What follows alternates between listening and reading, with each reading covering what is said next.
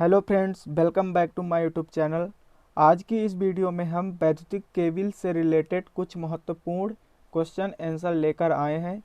दोस्तों, वीडियो शुरू करने से पहले यदि आप इस वीडियो में नए हैं तो चैनल को सब्सक्राइब कर लीजिए और बेल आइकन को ज़रूर प्रेस कीजिए ताकि हर वीडियो की नोटिफिकेशन आपको मिलती रहे। तो चलिए शुरू करते हैं, जिसमें हमारा पहला है, प्रत्येक तार अथवा केबल होता है चालक। दोस्तों, प्रत्येक तार अथवा केबल चालक तो होता है, लेकिन प्रत्येक चालक तार अथवा केबल नहीं हो सकता।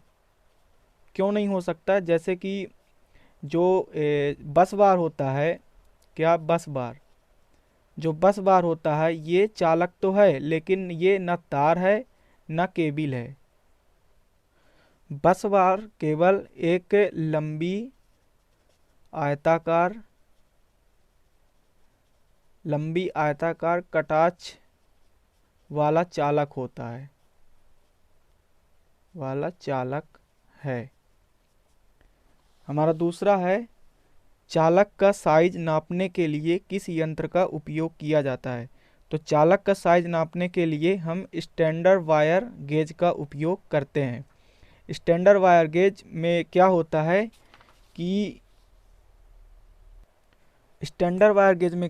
है कि अगर जो स्टैंडर्ड वायर गेज का जो नंबर होता है, जैसे कि अगर 1 नंबर है तो जो चालक का व्यास होगा वो सबसे ज़्यादा होगा।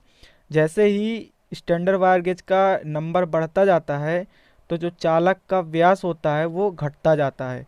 तो सबसे कम व्यास वाला जो चालक होता है वो 36 स्टैंडर्ड वायर गेज या 37 स्टैंडर्ड वायर गेज, या फिर इससे ज़्यादा जब नंबर होगी स्टैंडर्ड वायर गेज की तो चालक का जो व्यास होगा वो सबसे कम होता जाएगा। हमारा तीसरा क्वेश्चन है, अति उच्च वोल्टेज केबल प्रायः किस धातु के बने होते हैं? तो इसका आंसर हो जाएगा कापर। ये एक अति उच्च चालकता वाली चालक होती है कापर, इसकी प्रतिरोध जो होती है निम्न होती है, चालकता ज़्यादा होती है। चौथा है, 7/20 केबल्स का अर्थ होता है। इसका मतलब होता है 20 स्टैंडर्ड वायर गेज के 7 तार। 20 स्टैंडर्ड वायर गेज के 7 तार, ये इसका मतलब होता है। हमारा अगला क्वेश्चन है, किसी केबल की धारा वहन क्षमता उसके चालक पर निर्भर करती है, उसके पृष्ठीय क्षेत्रफल पर निर्भर करती है। हमारा अगला क्वेश्चन है, उच्च वोल्टेज ग्रेड केबल की अधिकतम सहनीय वोल्टेज कितनी होती है? तो इसका आंसर हो जाएगा 22,000 वोल्ट। इसी के साथ हम कुछ और वोल्टेज ग्रेड केबल के बारे में जान लेते हैं, जैसे निम्न वोल्टेज ग्रेड केबल। निम्न वोल्टेज ग्रेड जो 250 वोल्ट की वोल्टेज होती है वो निम्न वोल्टेज ग्रेड केबल के अंतर्गत आ जाते हैं, जिसमें कुछ पीवीसी या सीटीएस, वीआईआर, फ्लेक्सिबल और वेदर प्रूफ केबल निम्न वोल्टेज ग्रेड के अंतर्गत इन केबलों का उपयोग करते हैं। जो 250 वोल्ट की वोल्टेज होती है वो निम्न वोल्टेज ग्रेड के अंतर्गत आती है। फिर इसके बाद है मध्यम वोल्टेज ग्रेड। मध्यम वोल्टेज ग्रेड के अंतर्गत अगर 650 वोल्ट की जो वोल्टेज होती है वो मध्यम वोल्टेज ग्रेड के अंतर्गत आती है। इसमें भी VIR, PVC, CTS, weather proof, tropodur cable, flexible cable मध्यम वोल्टेज ग्रेड की केबल 650 वोल्ट वाले के में इस केबल का उपयोग करते हैं। फिर उसके बाद आता है उच्च वोल्टेज की केबल। उच्च वोल्टेज ग्रेड की केबल जो 22,000 वोल्टेज की होती है वो उच्च वोल्टेज के केबल के अंतर्गत आ जाती है। इसमें आर्मर्ड केबल और स्टैंडर्ड प्रकार के केबल का उपयोग करते हैं। और अति उच्च वोल्टेज केबल के अंतर्गत अति उच्च वोल्टेज ग्रेड में जो 22,000 वोल्टेज से अधिक हो, 22,000 वोल्टेज से जो अधिक होता है वो अति उच्च वोल्टेज ग्रेड के अंतर्गत आती है और इसमें केवल स्टैंडर्ड प्रकार के नंगे तार का उपयोग करते हैं।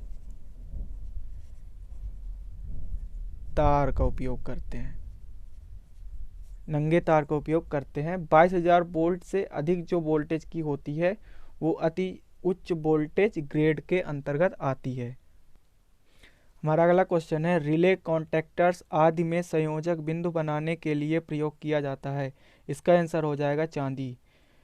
हमारा अगला क्वेश्चन है, भूमिगत केबल्स का कौन सा भाग धात्विक परत को यांत्रिक चोटों इत्यादि से बचाता है? ये हो जाएगा आर्मरिंग। इसका आंसर होगा आर्मरिंग। आर्मरिंग जो होता है यांत्रिक चोटों और आघातों से बचाता है। आर्मरिंग किसका आवरण हो जाता है?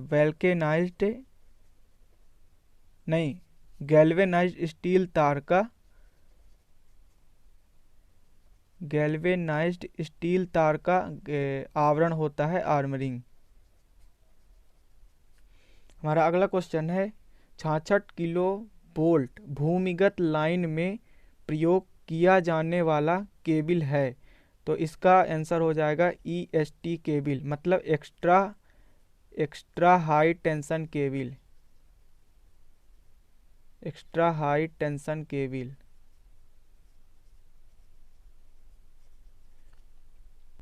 इसी के अंतर्गत कुछ और भूमिगत केबल के बारे में जान लेते हैं, जिसमें LT टेंशन मतलब लो टेंशन केबल जो होता है 1 किलो वोल्ट तक की जो वोल्टेज होती है वो LT लो टेंशन केबल के अंतर्गत आती है। फिर इसके बाद है high tension HT। High tension 1 kilo volt से 11 किलो वोल्ट तक 1 किलो वोल्ट से 11 किलो वोल्ट तक की जो वोल्टेज होती है वो हाई टेंशन में होती है। 1 किलो वोल्ट से 11 किलो वोल्ट तक की जो वोल्टेज होती है वो हाई टेंशन केबल के अंतर्गत होती है। फिर आ जाता है इसके बाद super tension cable ST। Super tension cable जो 11 किलो वोल्ट से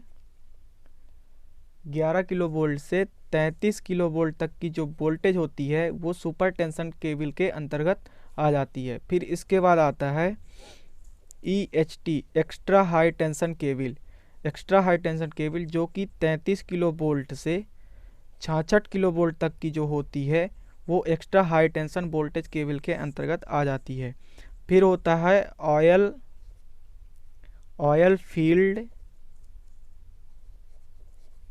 field and gas pressure release cable.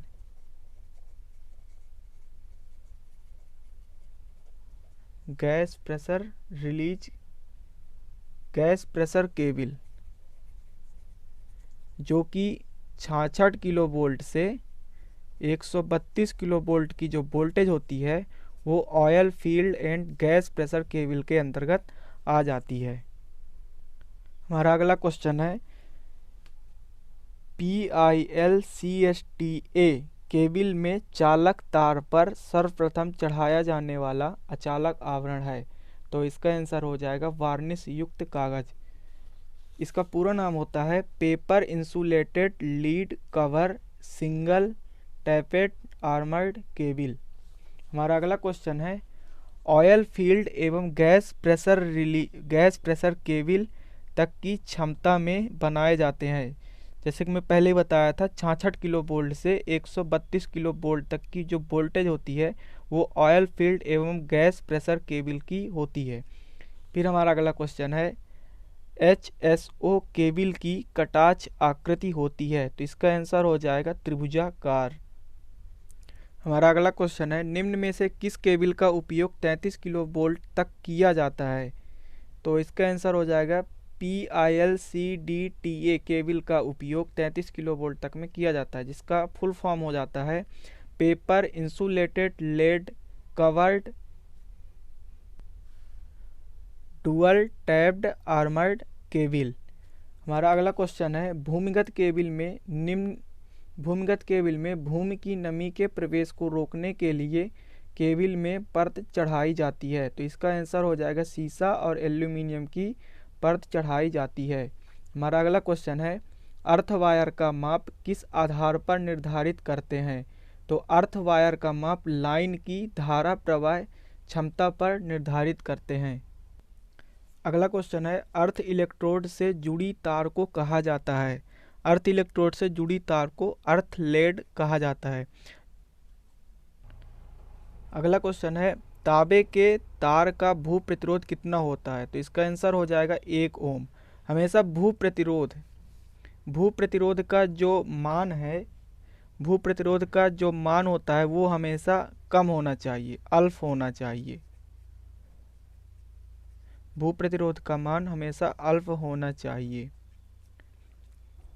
हमारा अगला क्वेश्चन है, भू संपर्क तार किससे बना होता है। भू संपर्क तार हमेशा जीआई तार का बना होता है। जीआई मतलब गैल्वेनाइज्ड आयरन।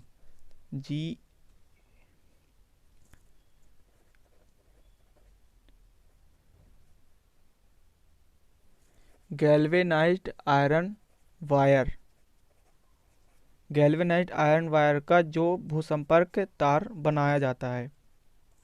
दोस्तों, हम समान लाइटिंग के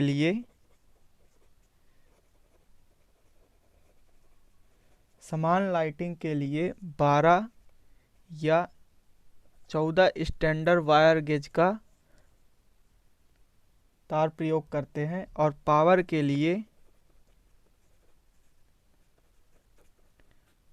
लिए हम 10 या 8 स्टैंडर्ड वायर गेज का तार प्रयोग करते हैं। हमारा आखिरी क्वेश्चन है, किसी भू इलेक्ट्रोड के एक भवन की दूरी से कम नहीं होनी चाहिए। तो इसका राइट आंसर हो जाएगा 5.5 मीटर। अगर कोई घर है तो उसकी दूरी 5 मीटर जरूर होनी चाहिए, 5 मीटर से कम नहीं होनी चाहिए। 5 मीटर से अधिक चलेगा लेकिन 5 मीटर से कम नहीं होना चाहिए भू इलेक्ट्रोड की दूरी। कहाँ से? भवन से। तो बस दोस्तों, आज के लिए इतना ही। मिलते हैं नेक्स्ट वीडियो में। दोस्तों, वीडियो अच्छी लगे तो लाइक करें और सब्सक्राइब करें और बेल आइकन को ज़रूर प्रेस करें। धन्यवाद।